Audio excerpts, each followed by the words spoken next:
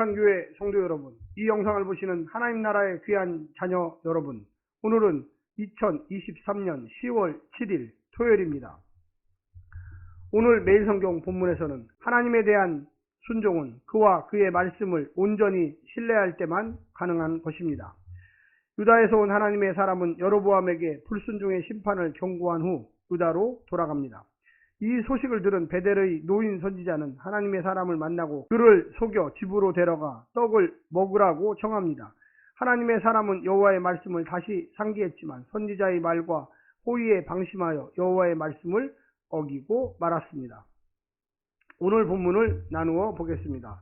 열왕기상 13장 11절부터 19절, 베델의 선지자와 유다에서 온 하나님의 사람, 베델의 늙은 선지자, 선지자와 하나님의 사람의 만남, 선지자와 하나님의 사람, 속임과 속음.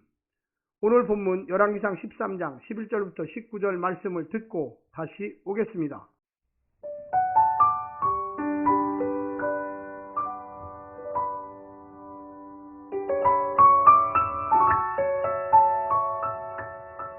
베델에 한 늙은 선지자가 살더니 그의 아들들이 와서 이날에 하나님의 사람이 베델에서 행한 모든 일을 그에게 말하고 또 그가 왕에게 드린 말씀도 그들이 그들의 아버지에게 말한지라. 그들의 아버지가 그들에게 이르되 그가 어느 길로 가더냐 하니 그의 아들들이 유다에서부터 온 하나님의 사람의 간 길을 보았음이라.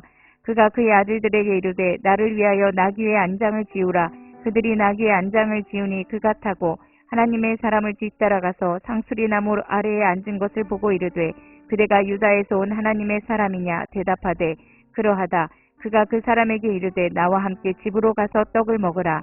대답하되 나는 그대와 함께 돌아가지도 못하겠고 그대와 함께 들어가지도 못하겠으며 내가 이곳에서 그대와 함께 떡도 먹지 아니하고 물도 마시지 아니하리니 이는 여호와의 말씀이 내게 이르시기를 내가 거기서 떡도 먹지 말고 물도 마시지 말며 또 내가 오던 길로 되돌아가지도 말라 하셨음이로다. 그가 그 사람에게 이르되 나도 그대와 같은 선지자라. 천사가 여호와의 말씀으로 내게 이르기를 그를 내 집으로 데리고 돌아가서 그에게 떡을 먹이고 물을 마시게 하라 하였느니라 하니 이는 그 사람을 속임이라. 이에 그 사람이 그와 함께 돌아가서 그의 집에서 떡을 먹으며 물을 마시니라.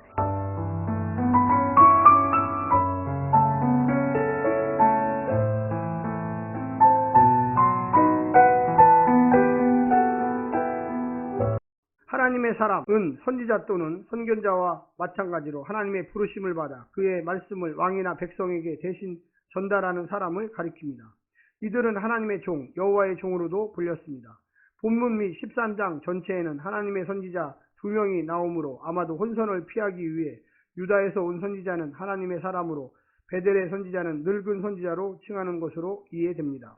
일반적으로 선지자들이 왕이나 백성에게 전하는 하나님의 말씀은 이스라엘 조상들과 시내산에서 맺은 언약, 출애굽기 19장에 나오는 것을 기초로 심판과 회복의 메시지였습니다. 오늘 본문을 세 부분으로 나누어 자세히 설명드리겠습니다. 첫 번째, 늙은 선지자의 간교한 속임.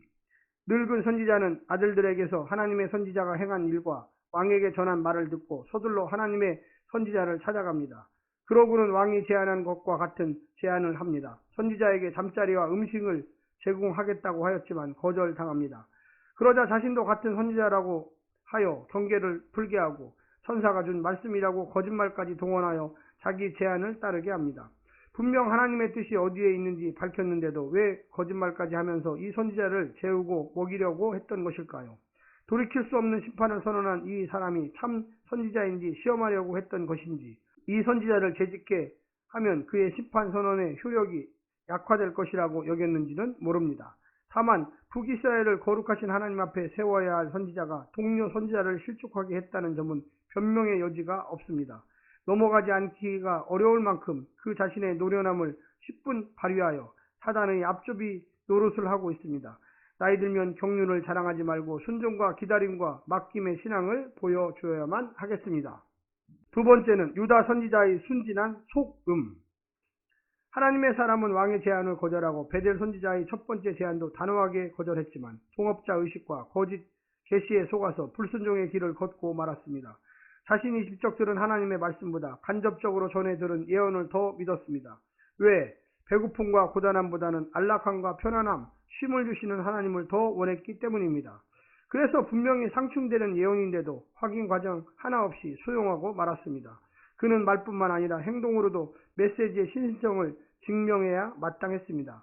젊을 때 자라던 솔로몬이 늙어서 무너졌듯이 끝까지 가는 충성이 아니면 안 됩니다. 마지막 세 번째는 하나님의 말씀과 천사의 말. 유다에서 온 선지자는 하나님의 말씀이라고 하여 늙은 선지자의 호의를 거절했습니다. 하지만 천사가 한 말씀이라는 말을 듣고 따라 들어갑니다. 이는 분명 그가 듣고 싶은 말이었기 때문일 것입니다. 지금도 꿈이나 천사나 환상을 통해서 하나님의 음성을 듣고 하나님의 말씀을 깨달았다는 주장을 들으면 그 말의 진위를 신중하게 파악해야 할 뿐만 아니라 내 속에서 들려오는 말씀도 분별해야만 할 것입니다. 사랑하는 성도 여러분, 오늘도 주님의 말씀 묵상하면서 의의 길, 진리의 길을 걸으시기를 간절히 부탁드립니다. 샬롬.